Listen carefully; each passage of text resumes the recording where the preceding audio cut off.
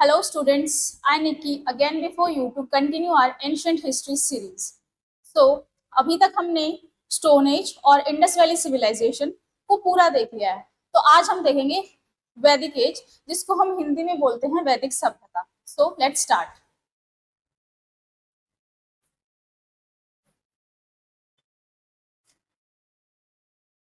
सो देखिए, सबसे पहला है वैदिक एज का टाइम पीरियड। वैदिक एज का जो टाइम पीरियड है वो माना जाता है 1500 बीसी से लेके 600 बीसी तक का। उसके बाद हम देखते हैं सबसे पहला जो हमारा टॉपिक है वैदिक सभ्यता का, वो है ओरिजिनल होम ऑफ आर्यंस। देखिए, सबसे पहले आर्यंस कौन थे? तो वैदिक एज की जो एस्टेब्लिशमेंट हुई थी, या हम कह सकते हैं जो वैदिक एज का इवोल्यूशन हुआ था, जो वो लोग थे उनको बोला जाता था आर्यंस। तो अब उनके ओरिजिनल होमलैंड को लेके बहुत सारी कंट्रोवर्सीज रही है, मतलब कि वो लोग कहाँ से आए थे या उनका ओरिजिन कहाँ से हुआ था। इस चीज को लेके जो हिस्टोरियंस हैं या जो भी हमारे इतिहासकार रहे हैं, उनके बीच में मतभेद रहे हैं। तो हम देखते हैं कि डिफरेंट डिफरेंट हिस्टोरियंस के क्या व्यूज थे। तो सबसे पहले हम देखते हैं मैक्स मूलर। ये एक ब्रिटिश हिस्टोरियन थे।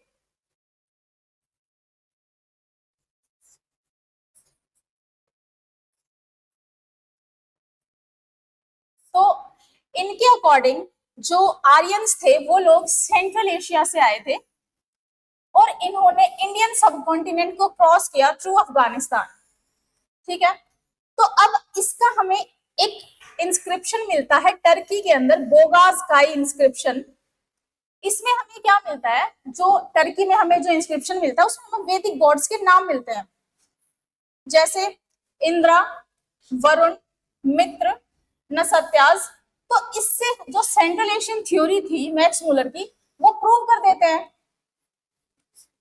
लेकिन जो हमारे इंडियन हिस्टोरियंस थे वो इस बात को नेग्लेक्ट करते हैं। तो हम देखते हैं जैसे हमारे स्वामी दयानंद सरस्वती जी थे, वो कहते थे कि जो आर्यंस थे उनका ओरिजिनल होमलैंड क्या था, तिब्बत। मतलब स्वामी दयानंद सरस्वती मानते थे कि जो आर्यंस थे वो तिब्बत से आए थे। और जो हमारे बाल गंगाधर तिलक थे वो मानते थे कि ओरिजिनल होमलैंड था जो आर्यंस का, वो था आर्कटिक रीजन। मतलब जो हमारा नॉर्थ पोल में है वहां से ये लोग आए, इंडिया में आए और इन्होंने एक अपनी सभ्यता को एस्टेब्लिश किया। ठीक है, लेकिन हम ये डेफिनेटली नहीं कह पाए हैं आज तक कि जो आर्यंस थे उनका ओरिजिनल होमलैंड क्या था। तो ये आज तक एक कंट्रोवर्सी ही बनी हुई है। तो अब हम आगे देखते हैं। तो देखिए, जो वैदिक एज था उसको हम 2 फेजेस में डिवाइड करते हैं। जो सबसे पहला है वो है ऋग्वैदिक एज, जिसका टाइम पीरियड था 1500 टू 1000 बीसी। ऋग्वैदिक एज को हम अर्ली वैदिक एज भी बोलते हैं।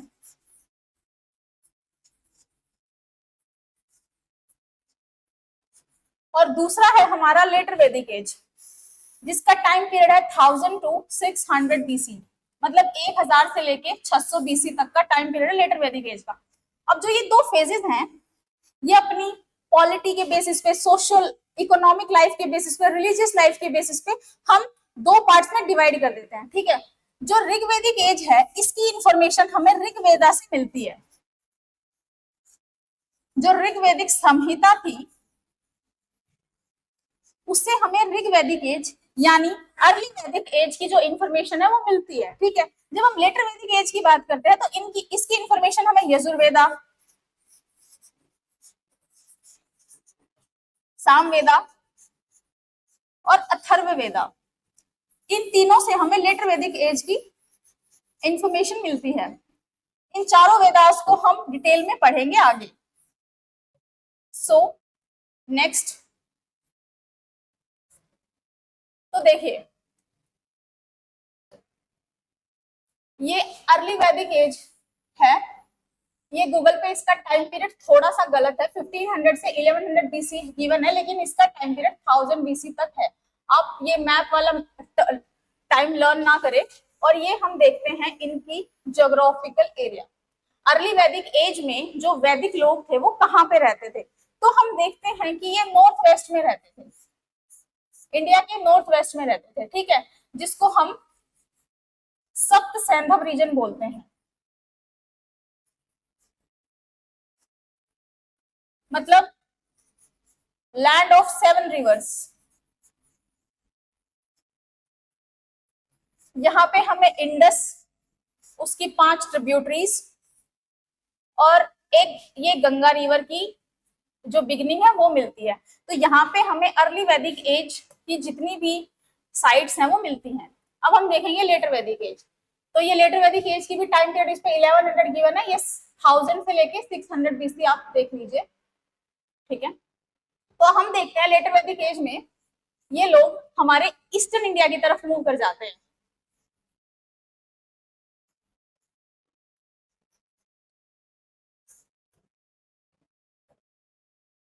तो देखो अब सबसे पहले हम स्टार्ट करते हैं ऋग वैदिक एज को।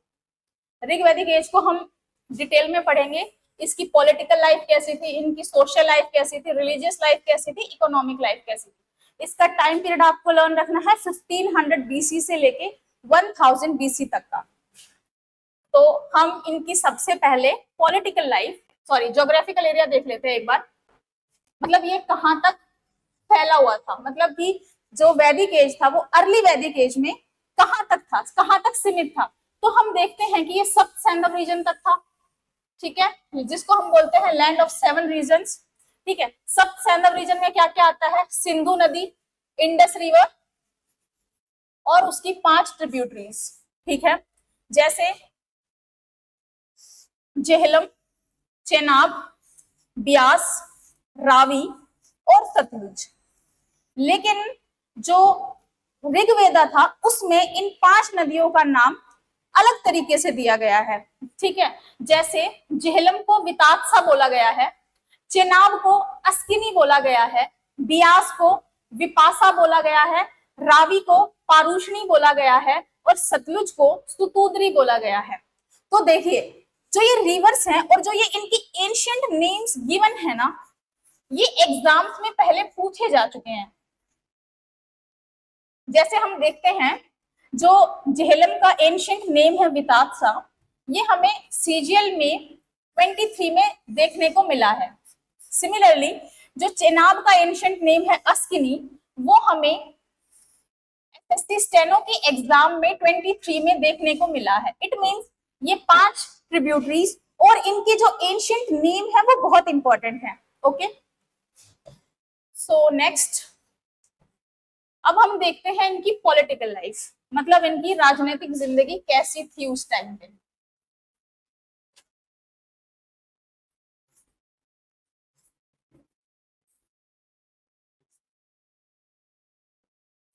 तो देखिए इनके जो पॉलिटिकल लाइफ थी उसकी सेलिएंट फीचर्स कैसी थी। उस टाइम पे ये लोग ट्राइबल लाइफ जीते थे, ठीक है, लिबरल एंड प्रोग्रेसिव थे, इगैलिटेरियन थे और नोमैडिक थे।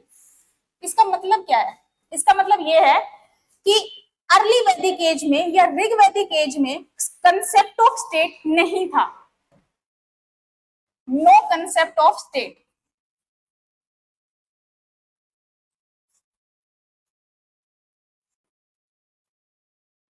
किसी भी स्टेट की फॉर्मेशन के लिए हमें 3 चीजों की जरूरत होती है।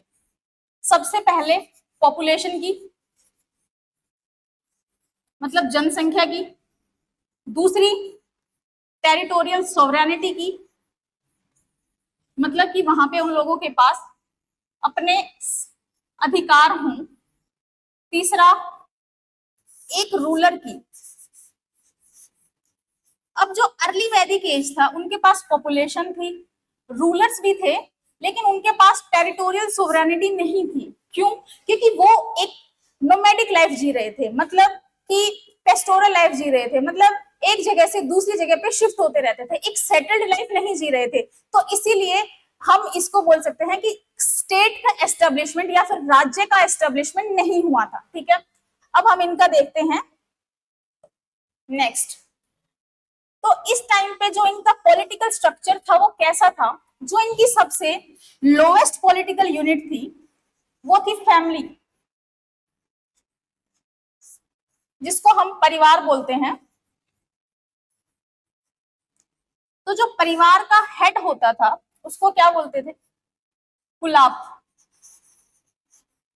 आपसे ये टर्म डायरेक्टली एग्जाम में पूछी जा सकती है कि एंशियंट इंडिया में कुलाप किस चीज के लिए यूज किया जाता था। तो हमें पता होना चाहिए कि अर्ली वैदिक एज में फैमिली के हेड को कुलाप बोला जाता था।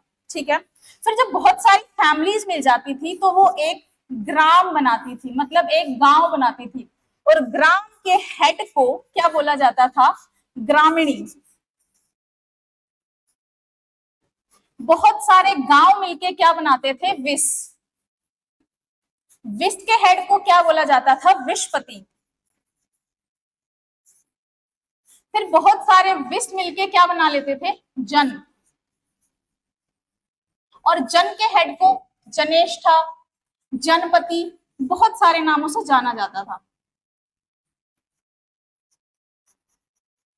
जैसे हम आज के टाइम में देखते हैं, फैमिली होती है, उसके बाद गांव होते हैं या शहर होते हैं, फिर ब्लॉक्स हो जाते हैं, डिस्ट्रिक्ट हो जाते हैं, बहुत सारे डिस्ट्रिक्ट मिलके स्टेट बना लेते हैं, फिर बहुत सारे स्टेट्स मिलके एक कंट्री बना लेते हैं। सिमिलर कंसेप्ट हमें अर्ली वैदिक एज में देखने को मिलता है। सो नेक्स्ट हम देखते हैं इनका पॉलिटिकल सिस्टम का नेचर क्या था, मतलब यहाँ पे जो भी रूल कर रहे थे वो कैसे कर रहे थे। तो हम देखते हैं कि वहां पे ना मोनार्किकल सिस्टम था, मतलब राजतंत्र। जो राजा था वो रूल करता था।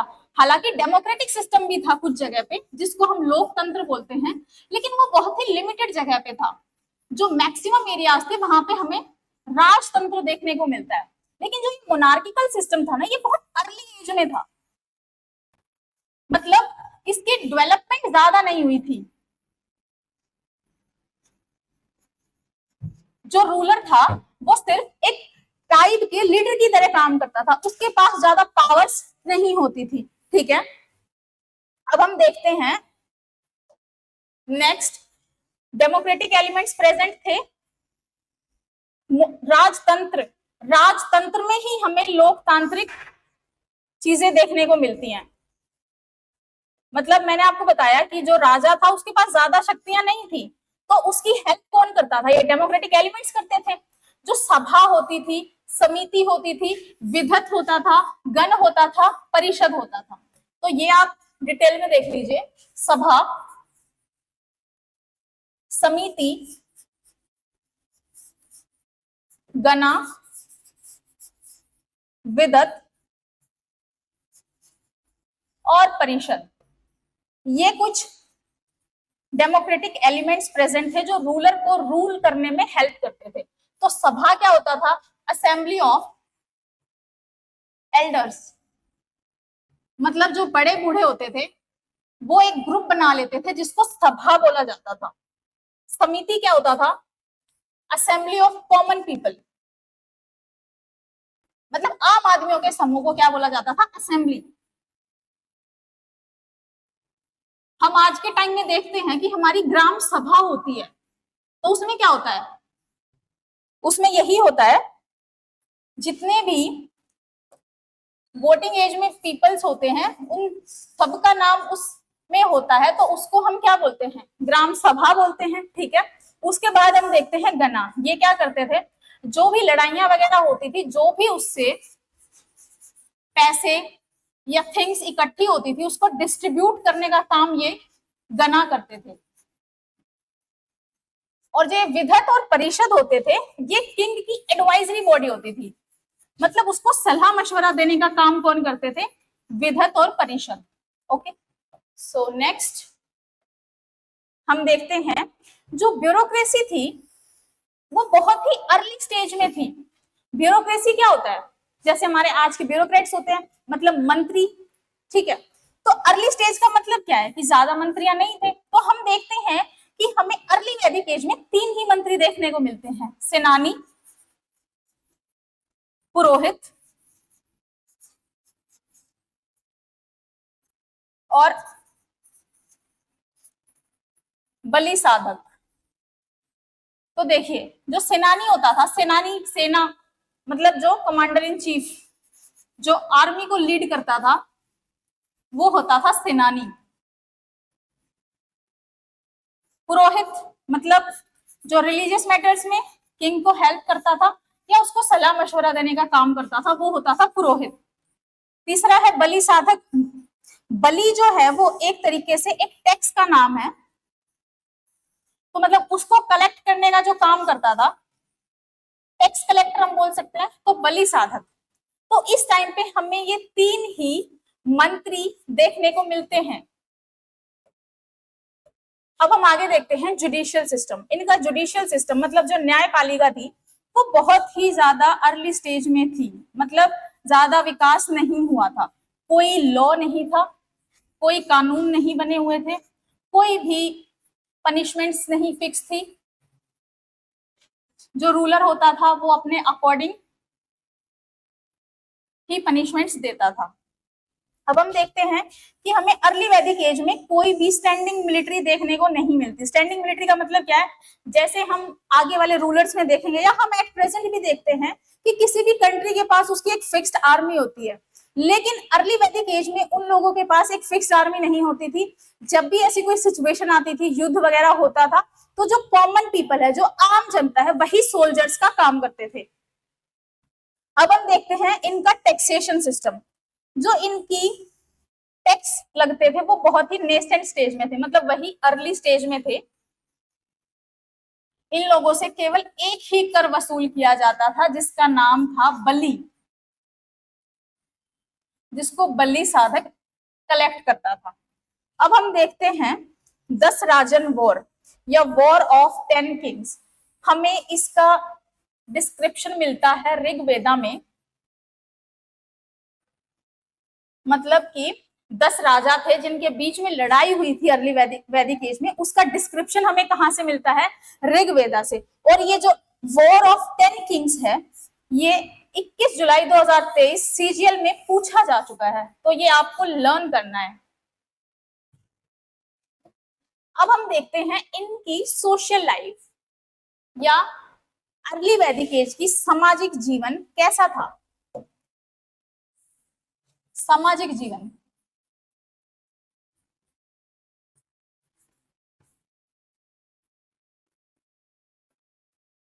तो देखिए हमें पता है फैमिली थी, हमने पढ़ा फादर या मेल डोमिनेंट सोसाइटी थी, मतलब पुरुष प्रधान समाज था।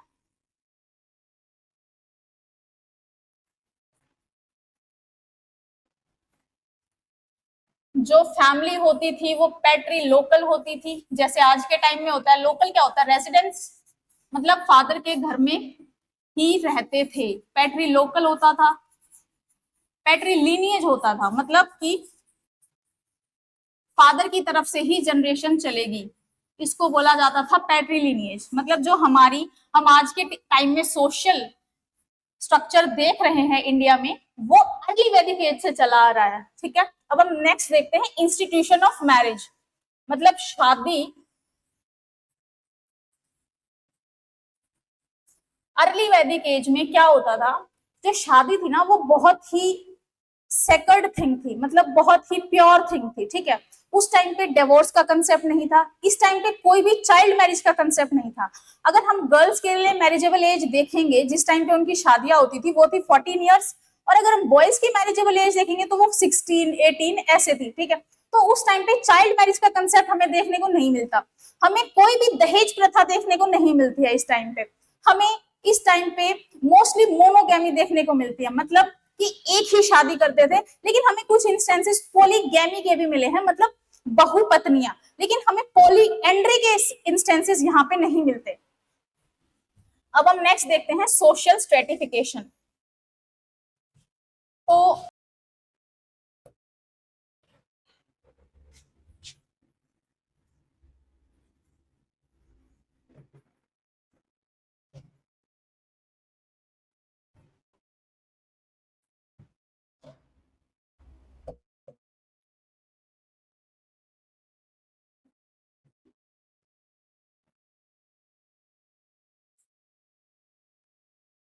अर्ली वैदिक एज में सामाजिक ढांचा कैसा था, अब हम ये देखेंगे। तो देखिए हमने बताया जो वैदिक एज थी उसकी स्टार्टिंग कौन करते हैं, आर्यंस करते हैं।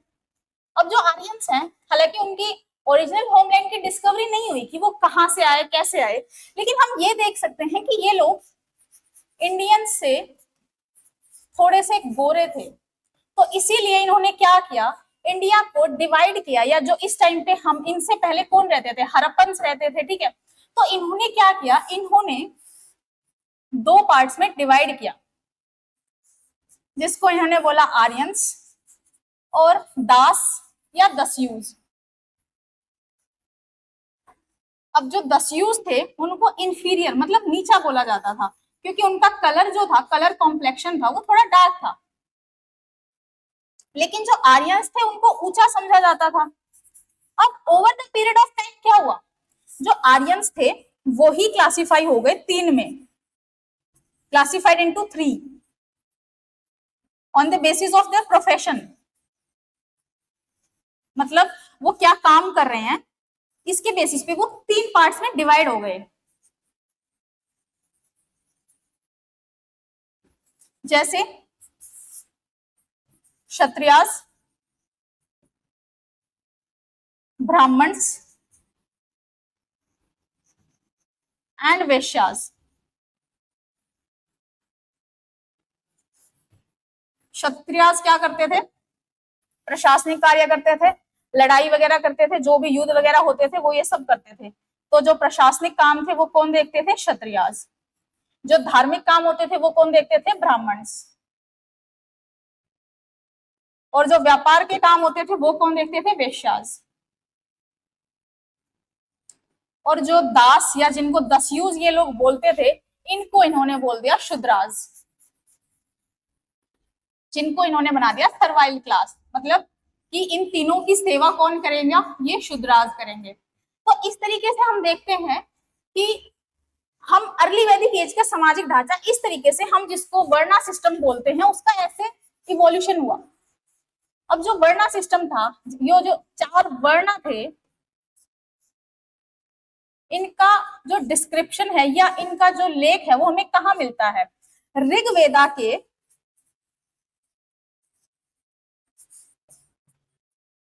पुरुष सुक्ता हिम्न में, मतलब इस मंत्र में हमें देखने को मिलता है।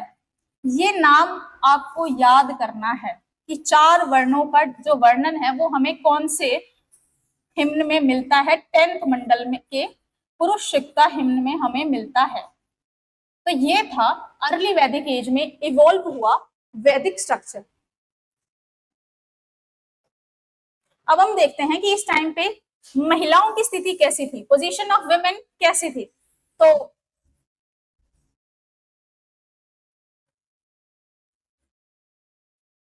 मतलब वुमेन्स को एक रिस्पेक्टेड पोजीशन दी हुई थी इस टाइम पे।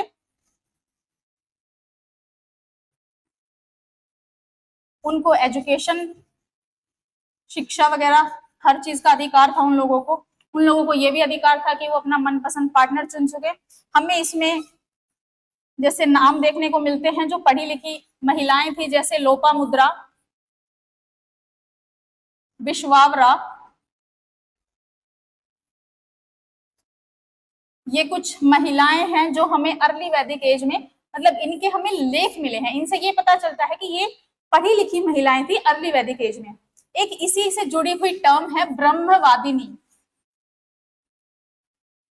ये महिलाओं से जुड़ी हुई टर्म है ब्रह्मवादिनी, जिसका मतलब क्या होता है, ऐसी महिलाएं जो अपना सारा जीवन शिक्षा को ग्रहण करने के लिए दे देती थी, ऐसी महिलाओं को बोला जाता था ब्रह्मवादिनी।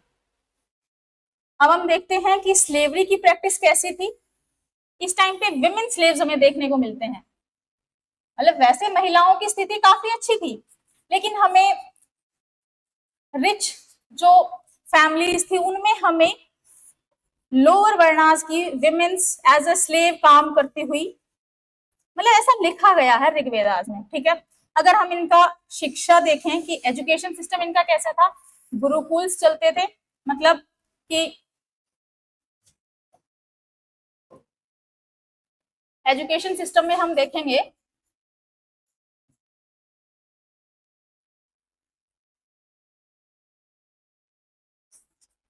गुरुकुल सिस्टम था।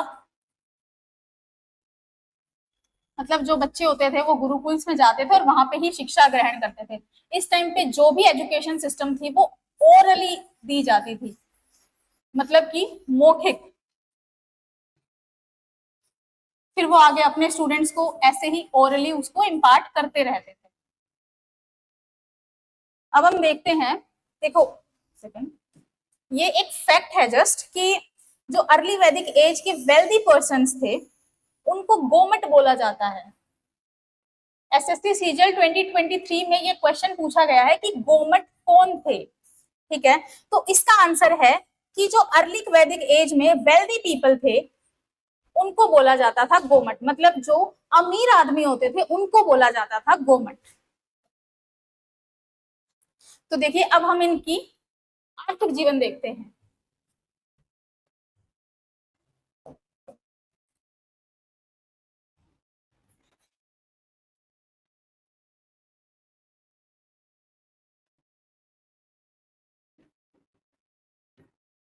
तो देखो इनकी जो इकोनॉमी थी, जो इनकी अर्थव्यवस्था थी, इकोनॉमी को हिंदी में बोलते हैं अर्थव्यवस्था, ये कैसी थी? पेस्टोरल थी। मैंने आपको बताया पेस्टोरल क्या होता है कि ये लोग एक जगह पे सेटल्ड नहीं होते थे। इस टाइम पे कृषि मुख्य इनकी नहीं थी, मतलब ये कृषि पे ज्यादा डिपेंडेंट नहीं थे, लेकिन फिर भी हमें कृषि के कुछ एविडेंसेस, कुछ साक्ष्य देखने को मिलते हैं। आपको इसमें लर्न क्या करना है, क्या पॉइंट्स याद रखने हैं कि ये लोग राइस को धान्य बोलते थे, बीट को गोधूमा, मतलब हमें ऋग्वेदा में गेहूं के लिए गोधूमा नाम लिखा हुआ मिलता है, राइस के लिए धान्य लिखा हुआ मिलता है, और बार्ले के लिए व्रीहि लिखा हुआ मिलता है। आपको ये 3 पॉइंट्स लर्न करने हैं। अब हम देखते हैं कि इनकी इंडस्ट्रीज और क्राफ्ट्स कैसी थी। इनकी इंडस्ट्रीज और क्राफ्ट्स बहुत ही अर्ली स्टेज में थी, मतलब ऐसा कोई ज्यादा डेवलपमेंट नहीं हुआ था क्योंकि ये लोग पेस्टोरल लाइफ जी रहे थे।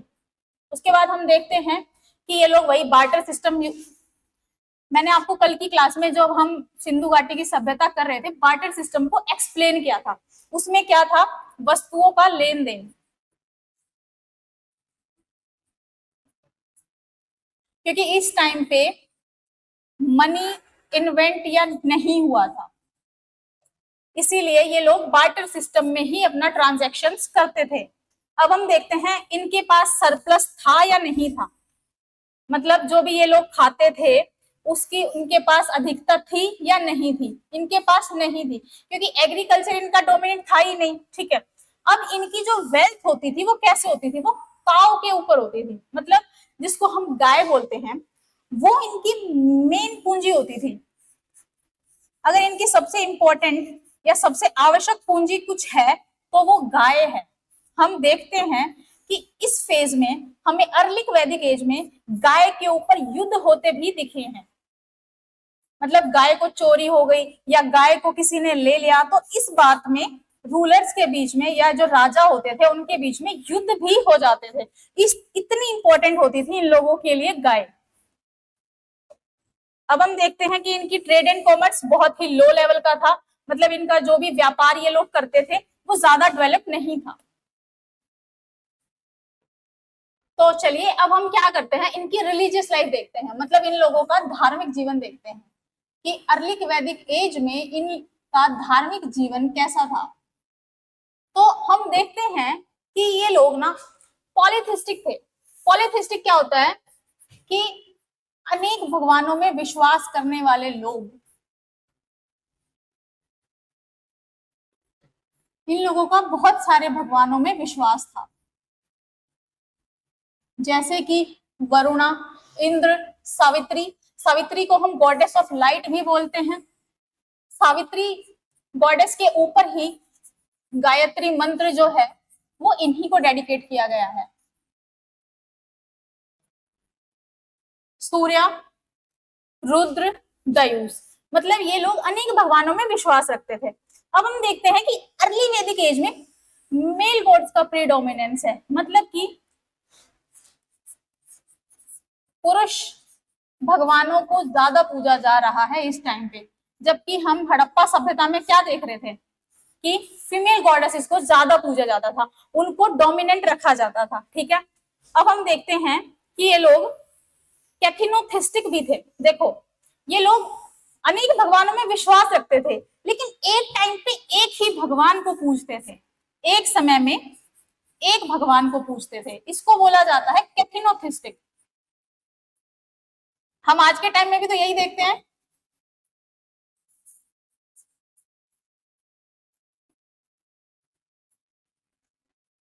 हम प्रेजेंट में अगर हिंदूज को देखें तो क्या है, वो पॉलीथिस्टिक है, कैथिनोथिस्टिक है, मतलब कि वो बहुत सारे भगवानों में विश्वास रखते हैं, लेकिन एक टाइम पे तो वो एक ही भगवान की पूजा करते हैं। तो इसलिए जो हमारी अर्ली वैदिक एज की है, ये लिगेसी चलती आ रही है।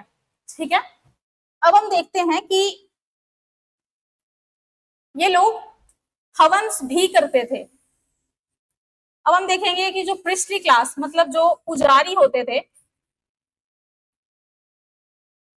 वो इतने सिग्निफिकेंट या इतने जरूरी नहीं थे उस टाइम पे। मतलब कि ब्राह्मण रिलीजियस वर्क करते थे, लेकिन ऐसा नहीं होता था कि हवंस है या जो पूजा है उसका काम सिर्फ पुजारी या प्रिस्टली क्लास ही करेगी, ऐसा इस टाइम पे कुछ नहीं था। अब हम देखते हैं कि इस टाइम पे personification of forces of nature. Forces of nature मतलब जैसे आग है, अग्नि है, जल है, पानी है, वायु है, हमें इन सब के देवता देखने को मिलते हैं, मतलब भगवान देखने को मिलते हैं। अग्निदेव देखने को मिलते हैं, वायु देव देखने को मिलते हैं, और जल देव, ये सब हमें देखने को मिलते हैं इस टाइम पे।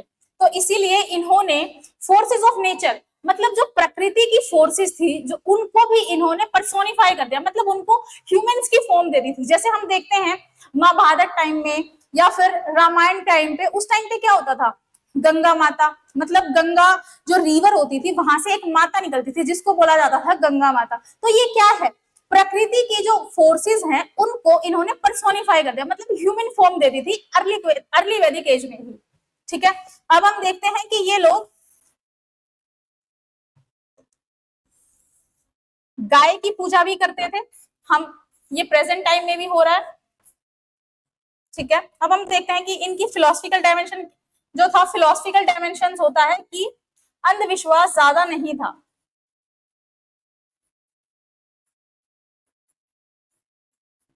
ठीक है, तो ये थी इनकी आर्थिक जीवन।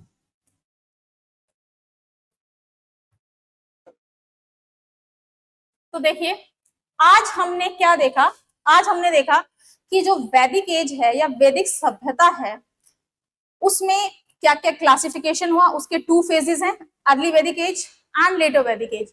आज हमने अर्ली वैदिक एज की political life, social life, economic life, religious life और इनका जो ज्योग्राफिकल स्प्रेड था, इसको हमने डिटेल में देखा। अब हम कल वाली क्लास में क्या देखेंगे, लेटर वैदिक एज, लेटर वैदिक एज का राजनीतिक, सामाजिक जीवन, आर्थिक जीवन और धार्मिक जीवन, और इसके साथ साथ हम क्या देखेंगे, वेदंगास को देखेंगे, और जो 6 फिलोसफिकल स्कूल्स हुए हैं वैदिक टाइम के, उनको भी हम कल डिटेल में देखेंगे। So thank you.